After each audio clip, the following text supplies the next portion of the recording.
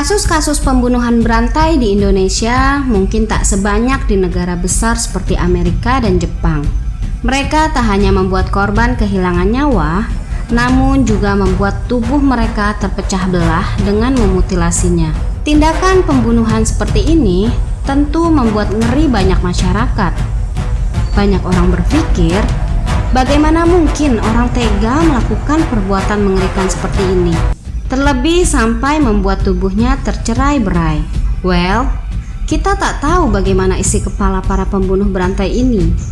Yang jelas, tindakan mereka benar-benar menerjang batas-batas kemanusiaan dan hukum. Inilah kasus pembunuhan berantai paling mengerikan dalam sejarah hukum Indonesia.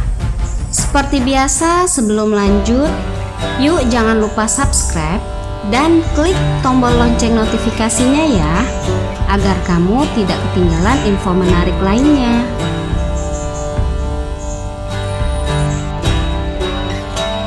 Ferry Idam Henyansyah, Rian, Jombang. Salah satu pembunuh berantai asli Indonesia yang namanya melambung tinggi adalah Rian Jombang, atau banyak orang menyebutnya Rian Jagal. Pria berumur 44 tahun ini telah mengakui kejahatannya membunuh sekitar 11 orang di dua tempat yang berbeda. Pertama dilakukan di Jombang, kedua dilakukan di Jakarta. Korban-korban kebanyakan adalah orang yang pernah menyakiti hatinya. Rian dengan sangat tega memukul korbannya hingga mati, bahkan memutilasi dan membakarnya. Sebagian besar korban ditemukan dalam lubang galian di belakang rumah Rian di Jombang. Nama Rian semakin mencuat karena terindikasi ia merupakan penyuka sesama jenis. Beberapa korban yang dibunuh ternyata juga merupakan seorang pria yang orientasi seksualnya sama dengan Rian. Orang tuaku, aku pikir tahu bahwa aku seorang gay. Aku pikir dia tahu. Jadi tanpa aku harus ngomong, aku pikir dia tahu. Atas aksinya ini, Rian diberi hukuman mati oleh pengadilan. Ia telah melakukan beberapa kali banding, namun semuanya ditolak. Pengadilan menyatakan jika Rian pantas dihukum mati atas aksi kejamnya yang merenggut banyak nyawa orang. Ketika saya marah, yang ada dalam pikiran saya, gimana saya bisa melampiaskan emosi saya gitu. Mungkin dengan cara memukul atau dengan cara apapun yang bisa saya lakukan. Ahmad Suraji, Dukun AS.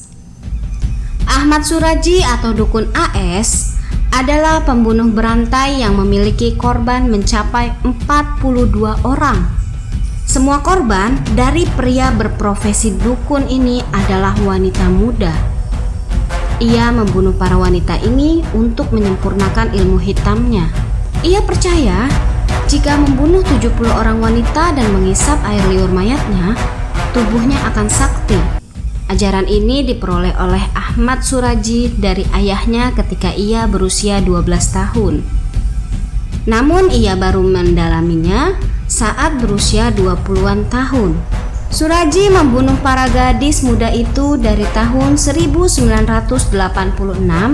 hingga tahun 1997. Polisi menemukan tubuh korban yang terkubur di balik kebun tebu. Setelah itu, Suraji ditangkap dan dijebloskan ke penjara. Ia dijatuhi hukuman mati pada tahun 2008 silam. Satuan polisi bersenjata menembakkan peluru hingga menembus tubuhnya. Ahmad Suraji masuk ke dalam daftar pembunuh berantai dunia. Ya namanya kita manusia, ada kelebihannya, ada kekurangannya. Kalau saya itu yang mampu dua itu. Apa catatnya itu? Memang nggak ada. Saya pun ya kangen aja sama mama.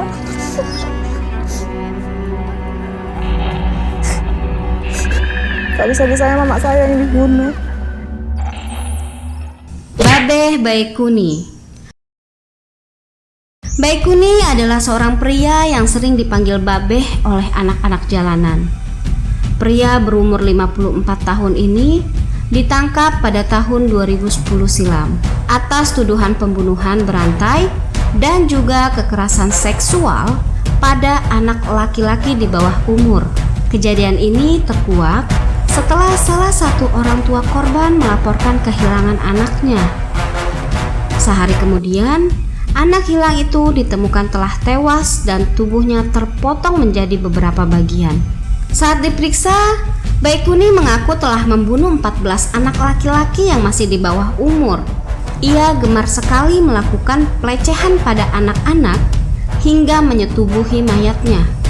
Baikuni mengalami trauma masa kecil hingga melampiaskan rasa sakitnya dengan membunuh anak-anak jalanan tak berdosa ini. Atas perilaku mengerikannya, Baikuni akhirnya dijatuhi hukuman mati oleh Pengadilan Negeri Jakarta Timur. Tubagus Yusuf Maulana, Dukun Usep. Dukun Usep membunuh 8 korbannya dengan perencanaan yang telah matang. Semua korban yang dia bunuh merupakan klien yang ingin menggandakan uangnya secara gaib. Dukun Usep akhirnya menyuruh korban-korban ini melakukan ritual yang salah satunya meminum sebuah cairan hitam yang ternyata racun. Korban disuruh berdiri dalam lubang galian lalu meminum air itu sebagai syarat wajib. Setelah korban meninggal, Dukun Usep akan dengan mudah menguburnya. Kejadian ini dilakukan 2 kali. Pertama pada Mei 2007 dengan 5 korban, lalu pada Juli 2007 dilakukan lagi dengan 3 korban. Dalam aksinya, Dukun Usep dibantu 5 temannya. Mereka berhasil menggondol uang puluhan juta yang awalnya akan digunakan korban untuk prosesi penggandaan. Juli 2008, Dukun Usep menerima hukuman mati dengan ditembak oleh Regu Brimob Banten. 3 tembakan di tubuhnya sukses membuat Dukun Usep meninggal dalam 10 detik. Menjatuhkan pidana kepada terdakwa dengan pidana mati. Siswanto Robot Gedek. Siswanto adalah pria yang tega membunuh 12 anak laki-laki berusia 9 sampai 15 tahun dengan kejam. Ia tak segan-segan melakukan kekerasan seksual lalu membelah perut korban hingga terbuka. Setelah itu Siswanto akan meminum darah korbannya dan memutilasi tubuhnya untuk menghilangkan barang bukti. Hal mengerikan ini dilakukan oleh Siswanto mulai tahun 1994 hingga korban terakhir ditemukan pada Juli 1996. Pria yang akhirnya meninggal tahun 2007 silam di Nusa Kambangan ini mengaku sangat menikmati aksinya.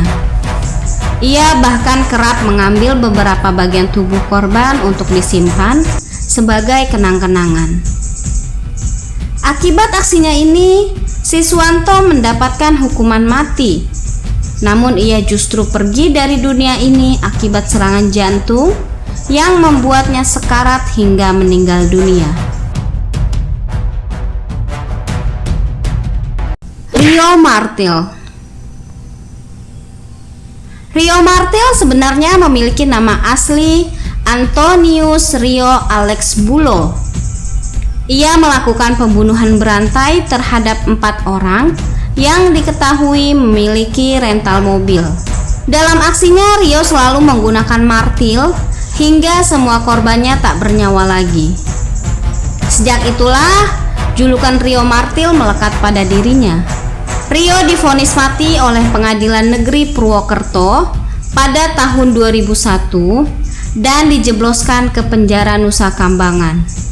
Di dalam sel tahanan, ternyata sikap Rio tak juga berubah. Sembari menunggu kematiannya, ia justru mencabut nyawa Iwan Zulkarnain pada tahun 2005. Sel nomor 6 jadi saksi bisu kebengisan Rio. Iwan adalah korban Rio yang kelima. Tragisnya, Rio melakukan pembunuhan itu tepat pada hari ulang tahunnya yang ke-27. Korban terakhir Rio ini merupakan tersangka kasus korupsi. Berselang 3 tahun kemudian, Rio akhirnya mendapatkan hukumannya. Ia tewas setelah satuan regu tembak memborbardir tubuhnya hingga tak bernyawa lagi.